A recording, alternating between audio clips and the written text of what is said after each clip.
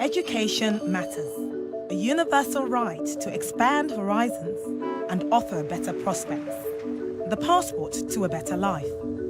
Yet around the globe, schools and institutions are at breaking point. Systems are deemed to be no longer fit for purpose. Rethinking what schools are for and how they work. Identifying the skills and knowledge needed in the 21st century. Now, a new wave of rebel education is sweeping the world. Rebel educators are radically changing the way people learn, challenging the old ways and bucking the system, creating opportunities which will affect individuals and entire communities.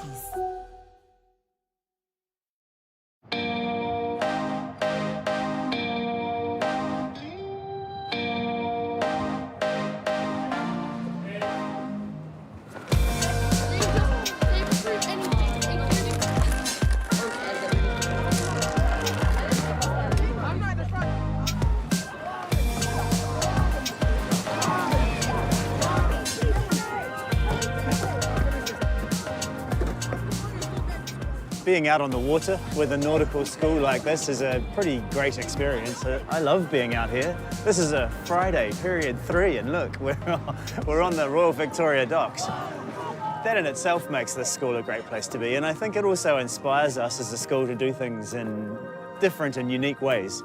We're not bounded by what you would expect, which is a great thing.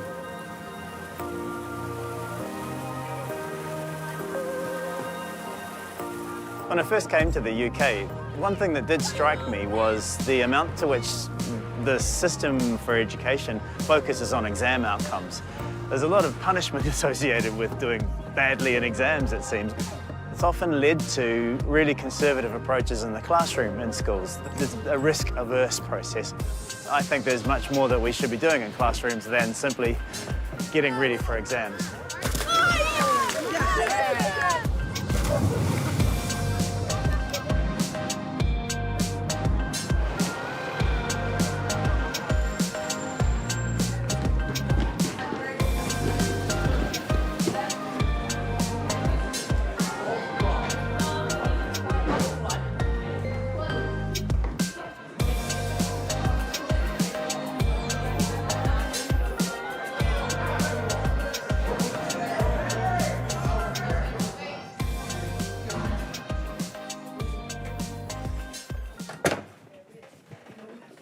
Sit down. Right, listen up, please.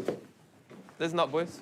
I told you yesterday that we were going to continue to learn about a movement in America at the minute, and actually it's starting in London too, called Black Lives Matter. When people come into the streets in large numbers, that's normally called protest, okay? And an interesting thing about protest is protest and symbols, okay? Who can tell me what a symbol is? Yes? It's like a logo that tells you what something is. Good. So actually what you see directly can often be different to what you think of, right? This is my first year as a qualified teacher. So this is all I've ever done. And I think it would be difficult for me now to return to, I mean, for lack of a better term, mainstream education. The good thing about the autonomy here is the fact that I can push a certain thing. So I can push the issue of representation. That gives me a framework to do that. Here is a picture of who? Who's that? Those girl dancers. No, but who's the most famous person there? It's Beyonce, right? And what I want you to do is I want you to turn to your partner and I want you to ask them, why do you think Beyonce has put all of these names behind her? Talk to the person next to you. Go. On the national curriculum, it says that teachers are allowed to teach pretty much anything they want. According to the official document that the government put out, we have autonomy to do that. It's just the case that often heads of departments don't put in systems in place in which teachers can choose their own text. What does Trayvon Martin's name stand for in all of the list of these other names? I hope that the kids feel that English is for them. English is about learning about the world, it's about critiquing things in society, and it's about how you can stand up to injustice. And that's what I hope the kids feel, and that's why I became an English teacher. And that's what I try and implement on a day-to-day basis. So I have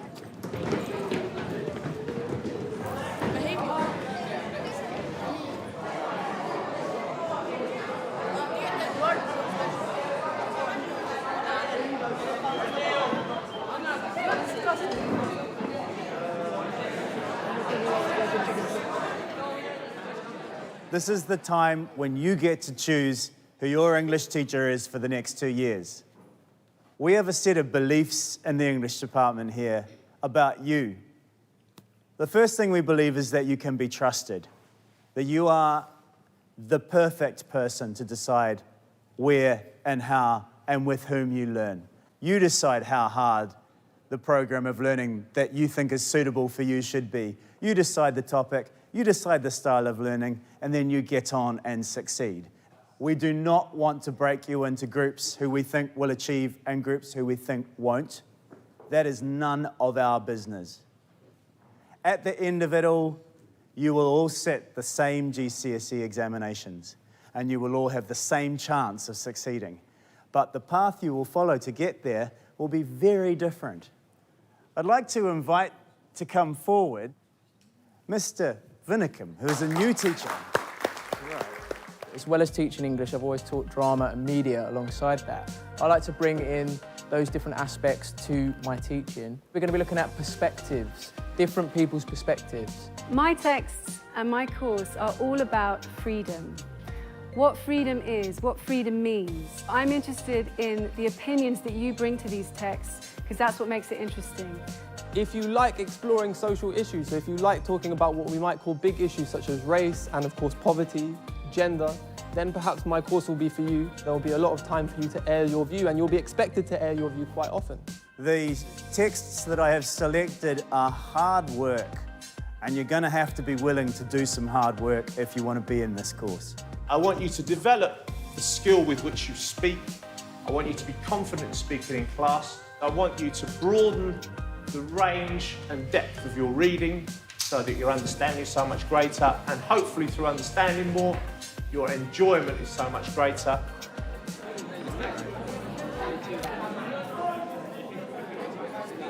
I think I might pick Mr. O'Brien. Out of all the teachers, he seems like he's not down to our level, but he understands us more.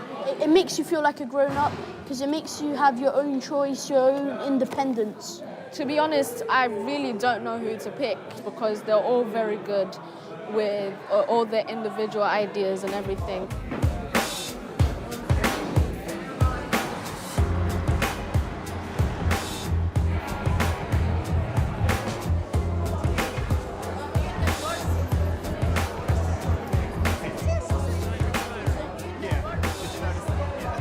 We've invited you to have a conversation with us about the way that we work in the English department. We need to know exactly what it is that you want to see from the teachers and what we can offer you next year. I hadn't realised what I could do. Would it not be better if it was a two-way street, whereas the teacher could also choose to choose the pupil? We don't think it's our position to choose the student. One of the things that has been proven in research that's going to make the most difference to him in his learning is the teacher. And we feel like it's appropriate for you to have the choice on that. Behaviour is an issue at London Law School, and more focus needs to be put on behavioural issues.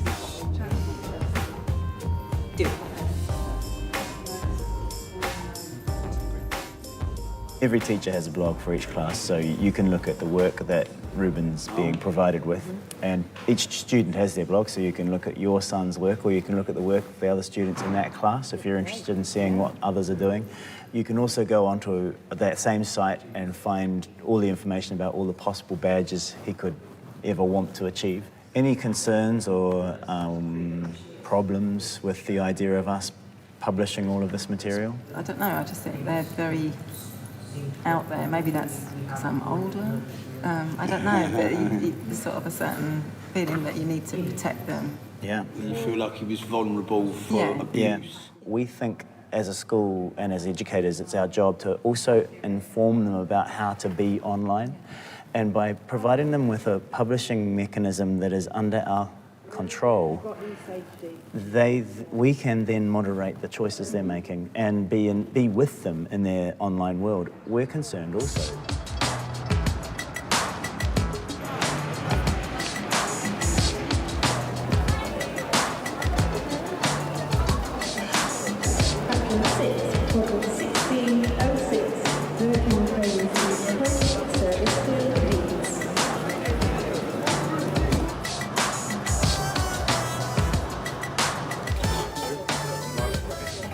It's important for us, if we ever are invited to do these things, to go together, because what we do doesn't just come from one person. It's actually about all of us. It's the students and the teachers all sharing our experiences of what we've created together. The thing is a conference for teachers, so the only people there except for you four will all be teachers. Because we do things so unusually, they're interested to see how that actually works in a school. And one of the things we agreed was that it's actually more real if the students talk about your point of view than we just say students really like it.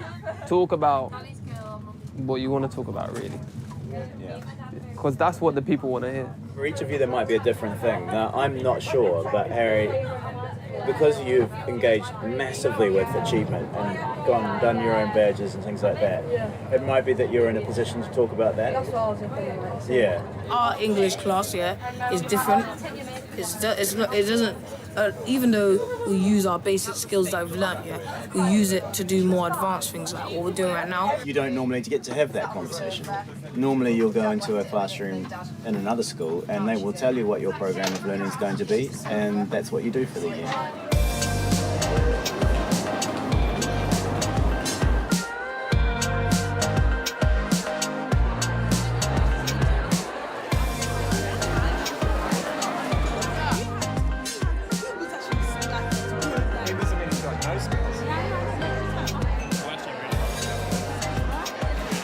I've brought along some people from my team in order to, I think, validate and verify some of the things we're saying. We're going to talk to you about a whole new system of working that encourages teachers and students to take responsibility for themselves. Our school is not really an ordinary school, You can do your work on your phones and then upload it to your blog, and then your teachers can see it. Usually, your teacher would be like, oh, I wasn't expecting that, here, just read a book. And to be honest, I can read a book at home. I don't need to tell me to read a book. I want to continue learning and try and achieve more. We're the only school that I know of that chooses their own English teacher. And I think that, in a way, it matures you and,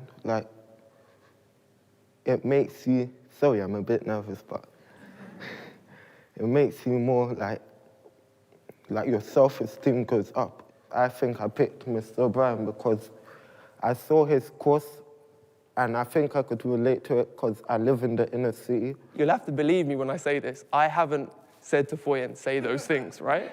And so when Foyen says, I think that Mr. O'Brien's course is good for me because it's about the inner city and we talk about social issues, well, I mean, I think that when I was in school, I would have liked to have said that about my teacher.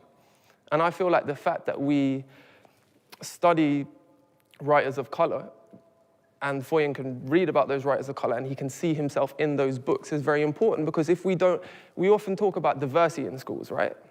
But if we don't have diversity in terms of the things that we study in English, how will we ever have diverse English teachers? So we really invite your input. We would love to hear what you have to say about what you've heard. We're online, we've got websites for everything. We would love to hear from you.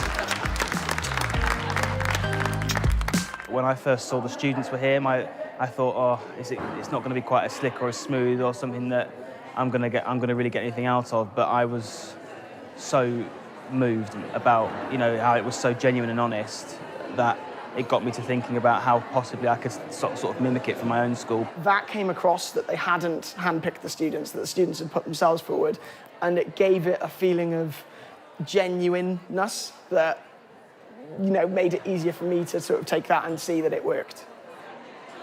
I think that I wouldn't have any problem having students choose my classes, but I can specifically think of 2 or 3 members of my department where students wouldn't pick it, and I'd worry as well that those members of staff would be affected by the fact that they weren't picked. We get a very favourable response to our ideas when we share them with people, and at the same time they generally say one universal thing, and that is, we love this, but we could never do this.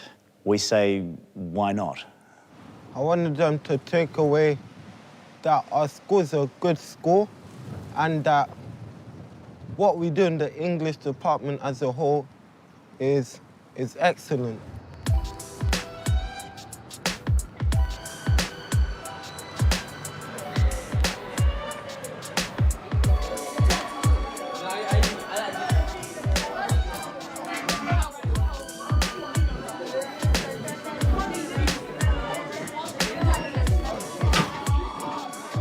This has not been easy. Within a state school institution, people dislike change, they're risk averse. And within the school, I have had to battle with people in order to get them to agree for us to go ahead with these programs and processes. They challenge the very fundamental nature of how schools work.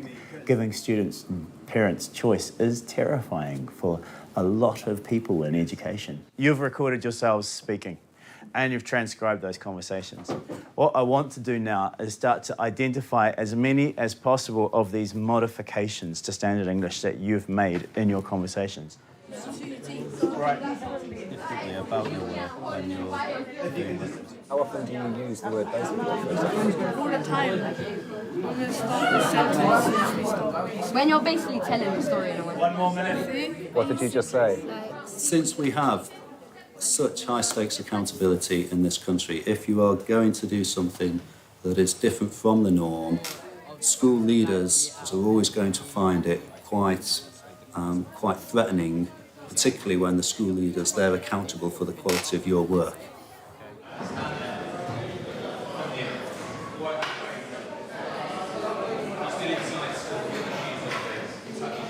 Our experience initially of Chris's performance when being observed by an Ofsted inspector was quite negative, and that knocked his confidence quite a bit. If you get an Ofsted inspector coming into your room, they will make judgments, and those judgments can affect your career. The inspector came and looked at my teaching and defined my practice as inadequate. I guess there is the sense that a good lesson is a lesson where students are sitting behind desks, they are quiet, and they are studiously engaged in some kind of individual inquiry. My view is that they learn a lot in collaboration with each other. What other people might call chaos, I would often just call active engagement.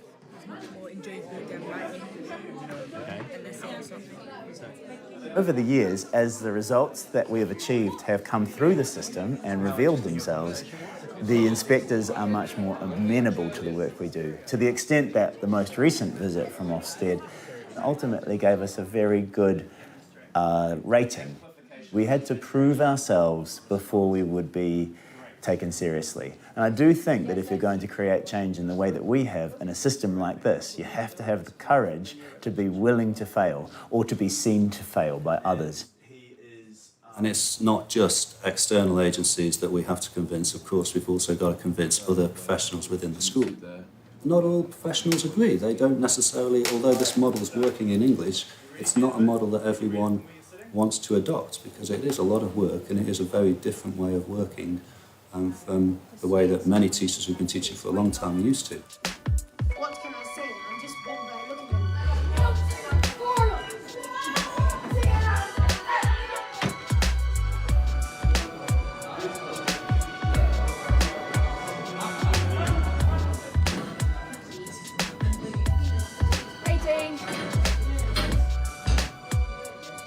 You've got something of a choice about what you do today. The way that you've been planning for the Raw Data Badge is planning your method and getting ready to actually do your experiments. Today I am about to take over as Head of Science at LNS, and I've been spending a lot of time working with the English department on the ideas that they've had. I have already started to trial it, and the results were really fantastic. The evidence that I give to try and prove that they are false? Yeah, exactly. You've made it refutable because you've cited your sources. They've certainly enjoyed it and they've requested that it happens again. So this year, all of Year 7, 8, 9 and 10, so that's 11 to about the age of 15, are going to be choosing their science teachers next year.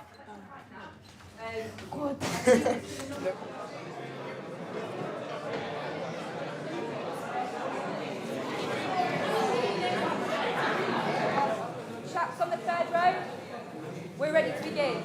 Every teacher in my department teaches differently. We each have different approaches and different classroom philosophies. From today, you have been given the chance to make a decision that is incredibly important to your success. The kids have been through this before. They've done it so many times. They know exactly what to expect. And my team are the people that are standing there for the first time, selling themselves, which is something that's not really asked of you very much in teaching. We're used to being the ones that are very much in control in our room. If you believe you're more of an independent worker, you'll be best in my classroom. I really want to make it that we talk about these issues that are going on in the world right now, that we bring it a little more relevance. There's no room for nonsense. You have to be prepared to work hard. My team in the science department are almost entirely new. More than half of my department have never taught here before. The turnover of staff in science departments in the UK at the moment is generally quite high, and the reason for that is there's a real shortage of science teachers. The students that were there this morning have seen a few teachers come and go at this stage, and a couple of them have said, what's the point in choosing your teacher if they're going to be leaving soon anyway? It saddens me, actually, that they have come to believe that that we might disappear on them and not be around to see the course through.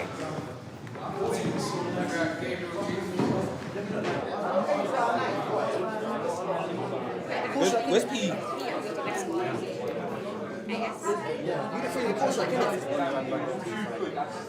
I woke up this morning quite petrified, actually, because, it's the same feeling as many other people in the country, many other students my age. We're not sure what we're going to get. This piece of paper with letters, it controls our lives, basically.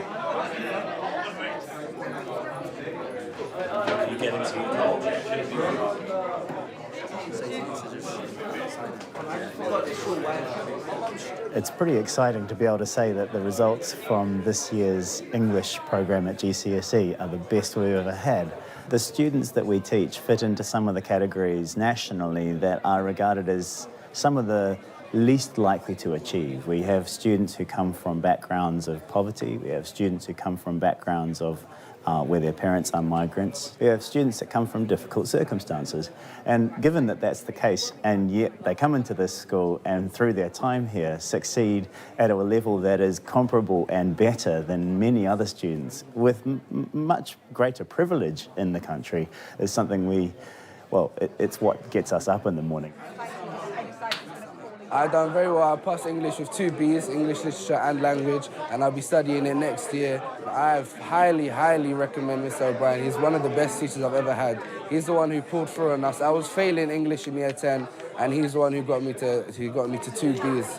When they feed their personality and their own thoughts into their lessons, that's when the lesson becomes great. I got an A in Literature and a B in Language. Each student is able to sort of go on their own path of discovery and exploration of the language or the text that we're studying. That really allows each student to develop their own ideas, and that's probably why I did so good in English. Alistair has done fantastically well in English, and I'm really, really proud of him. He got an A and a B in English, and not only that, he's also got a slight hurdle with dyslexia, and the fact that he's got such amazing results is a credit to the English department. The great thing about Mr. Waugh is he spends time with you, and he actually looks in depth at what your child needs. So you're the winner. So now go back to... There have been many examples over the years where I've felt frustrated because I don't think that the school's supported me in the way that I'd like, which is typical for someone who's trying to do something different, I think. But at the same time, in the end, what we've got to show for what we've done speaks for itself.